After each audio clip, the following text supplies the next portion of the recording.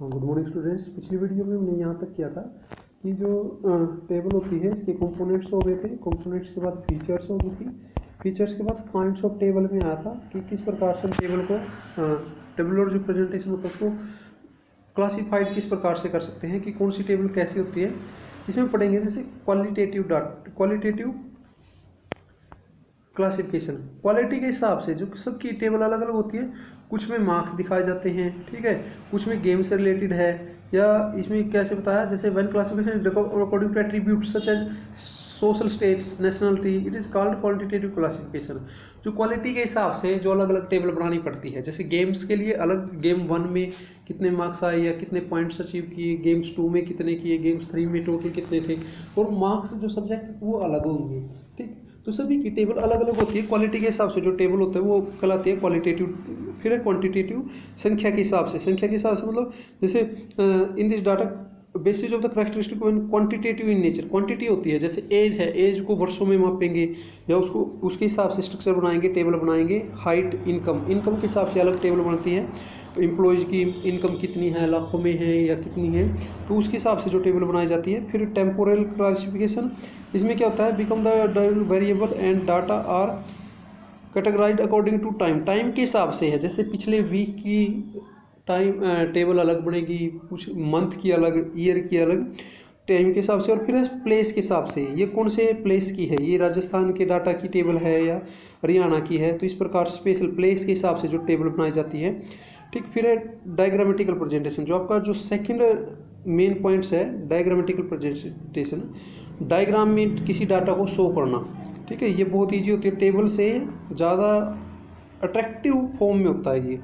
अब डायग्राम कई प्रकार के बताए इसने, क्या बताया, पाई डायग्राम, बार डायग्राम, सिंपल, मल्टीपल, सब डिवाइडेड और परसेंटेज।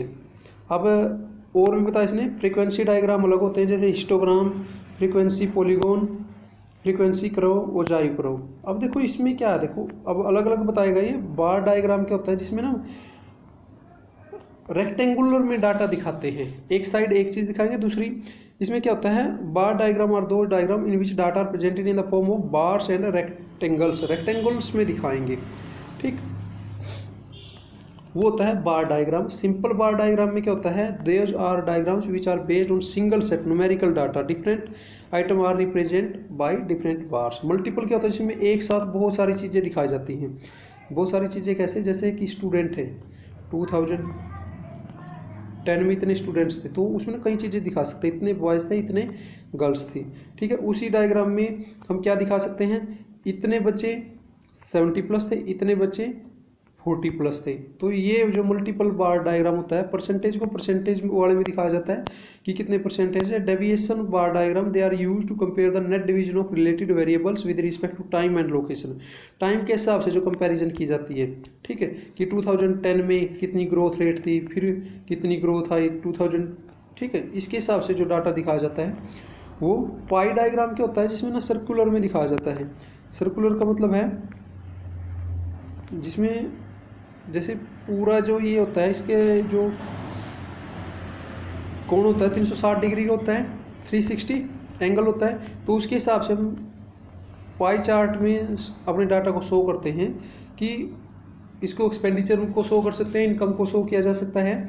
ठीक, इसमें बहुत सारी चीज़ों को शो किया जा सकता है। जो अपना पाई हिस्टोग्राम, हिस्टोग्राम में भी बेसिकली इसके हिसाब से ही दिखाया जाता है। जो बार डायग्राम होता है इसमें ना डिफरेंस सिर्फ फ्रिक्वेंसी डिस्ट्रीब्यूशन का आता है, कंटिन्यूस सीरीज के लिए होता है।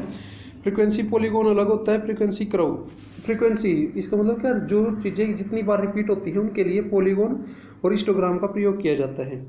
फिर आता है कम्युलेटिव फ्रीक्वेंसी और अर्थमेटिक लाइन ग्राफ्स और टाइम सीरीज ग्राफ। इसमें क्या होता है, which is constructed by polygon cumulative frequency data on graph paper form of smooth curve. जो कम्युलेटिव होता है उसको ना ग्राफ पे दिखाया जाता है। क्यों दिखाया जाता है, क्योंकि उसमें ना छोटे ग्रुप होते हैं, पहले बड़ा ग्रुप होता है, फिर उसे छोटा ग्रुप होता है, फिर उसे छोटा ग्रुप होता है, तो उसमें जो कंपैरिजन आसान होता है।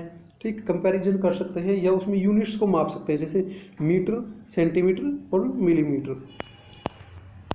ठीक, इस लेसन में ये है कि हम डाटा को किस किस तरीके से प्रेजेंट कर सकते हैं, अपने डाटा को प्रेजेंट करने के तरीके बताए गए हैं। ठीक, ये लेसन आपने लिखना है नोटबुक में और अच्छे तरीके से याद करना है। यदि फिर भी कोई डाउट रह जाता है तो आप किसी भी टाइम पूछ सकते हैं। ठीक students, okay. Thank you and